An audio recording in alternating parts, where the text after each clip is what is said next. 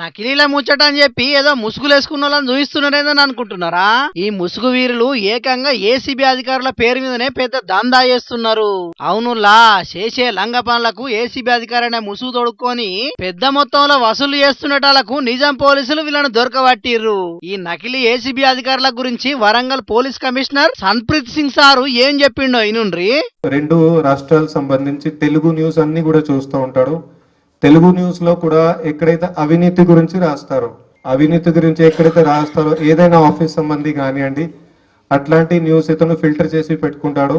So దాంట్లో ఇతను మరి అది ఫైనలైజ్ చేస్తారు, ఎక్కడ ఏ ఆఫీస్కి నేను కాల్ చేయాలి. సో అవినీతి ఎవరెవరి మీద రాస్తారో వాళ్ళ గురించి కూడా ఆఫీసర్స్ కూడా అందరిది నంబర్స్ ఇతను పెట్టుకొని తన దగ్గర పెట్టుకుంటాడు. సో వాళ్ళకి ఎట్లా కాల్స్ చేయడం ఇతను మొదలు పెడతారు. సో దాంట్లో చేస్తూ వరుసగా ఎక్కడైనా ఎవరైతే ఇరుకుతాడో వాడిని అతను ట్రాప్ చేసేస్తాడు. అది అతనిది ఎమ్మో. సో బేసికల్గా ఓన్లీ తెలుగు రాష్ట్రాలకు సంబంధించి న్యూస్ చదివి ఇతను చేస్తాడు అంతే. తెలుగు వార్తలు మొత్తం చూసి దాంట్లో వచ్చిన అవినీతి వార్తలన్నింటినీ దాచిపెట్టుకొని ఒక్కో అధికారికి ఫోన్ చేసి వాళ్ళని బెదిరించి పైసలు వసూలు చేసే కార్యం ముంగటేసుకున్నారట. ఏకంగా సర్కార్ అధికారులకే ధమ్కి ఇస్తున్నారంటే వీళ్ళు ఎంత జాదుగాలో చూడుండ్రి.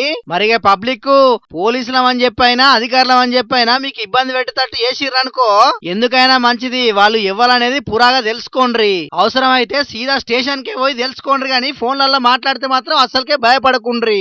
ఏమంటున్నాం, సరేనా?